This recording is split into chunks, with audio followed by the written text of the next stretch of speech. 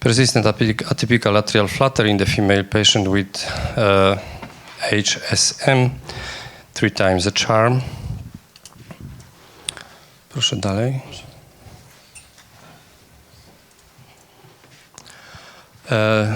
Now 60 years old female patient. When she was 57, she suffered a cardiac arrest due to VF. CPR successful. May 2013, she underwent ICD double chamber implantation as a secondary prevention. December 2013, lead break, extraction and reimplantation in Lublin. From 2013, she was suffer from symptomatic paroxysmal arrhythmia in the device memory, probably AF, very rapid, chaotic, as all of us know. We try amiodarone and beta blockers. From 2015, continuous LVOT gradient increasing from 17-19 to 20 millimeters. And in 2017, post-amiodarone thyrotoxicosis, as always, as usually we can say, we changed for propafenone. AF episode treated in the emergency department, and the gradient was 33 already.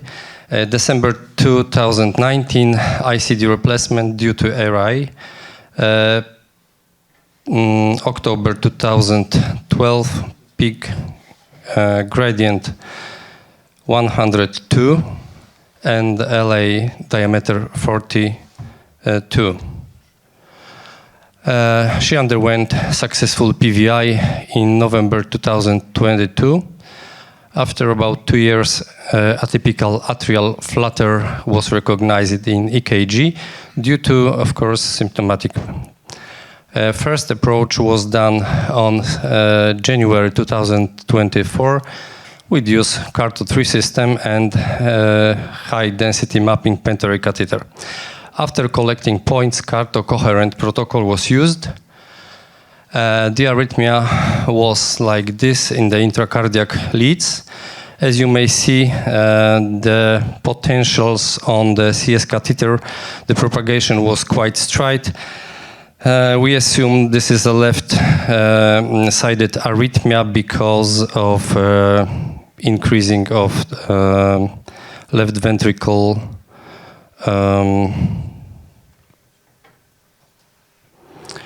left ventricle disease, of course, and a high gradient means that the left atrium was bigger and bigger, and the pressure in the left atrium was bigger and bigger, and the arrhythmia may start from the left atrium, of course.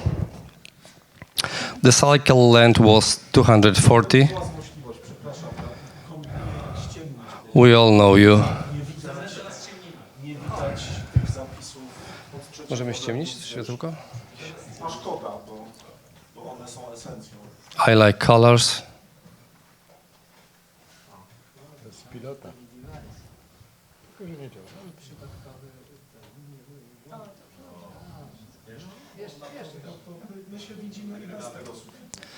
So, due to left ventricle restriction, we assume that this is rather left-sided arrhythmia.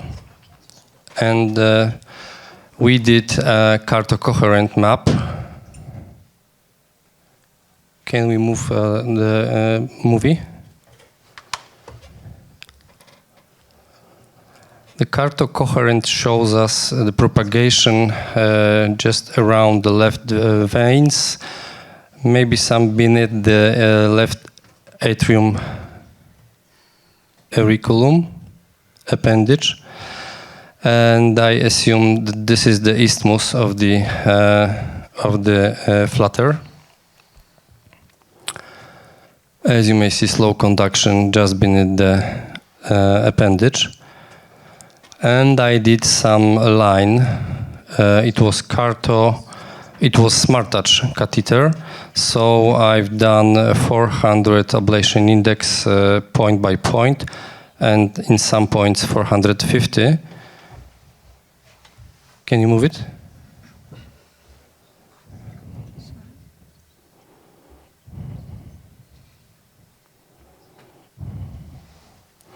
But unfortunately, the arrhythmia didn't stop. I made additional lines in the roof and the anterior line, and second anterior just in front of the appendage, but it didn't stop the arrhythmia.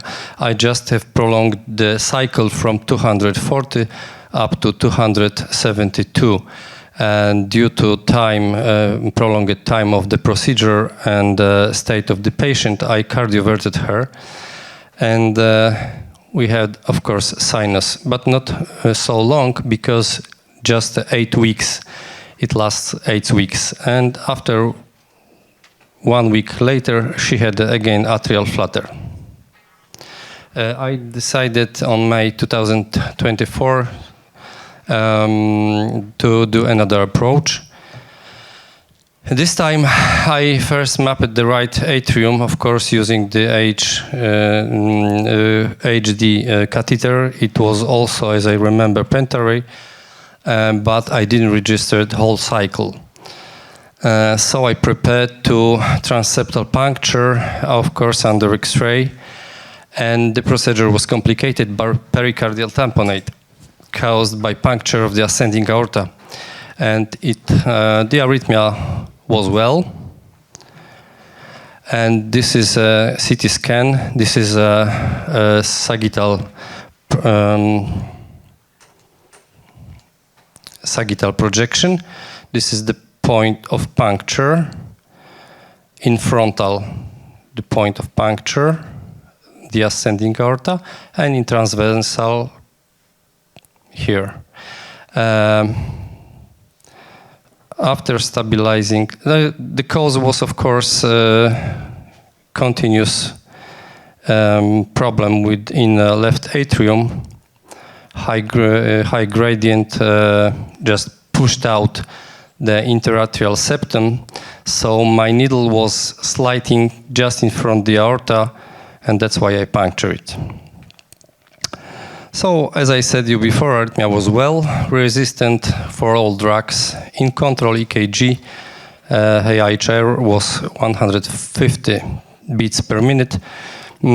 After the anemia was subsided, we planned next approach. I was stubborn and then determined, of course, to help the patient to apply the substrate. Transseptal puncture, this time under ice, control with no complications. And this time we changed system for Navix X, and I did mapping using advisor HD grid ablation catheter was TactiCat DF, and that's why I advised it to Michał, because the arrhythmia looked completely like before. 240 stride propagation, the same EKG, surface EKG. So I skipped to the intracardiac. You may move the movie.